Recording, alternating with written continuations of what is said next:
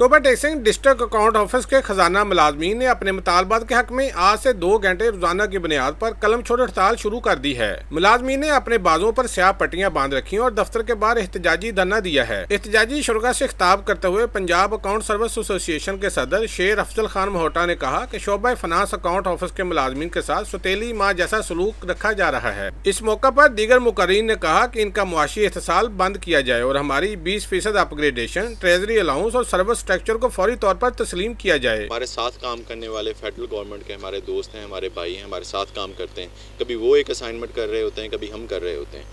उनको 20% audit allowance दिया जा रहा है, उनको 16 स्केल से नवाजा जा रहा है।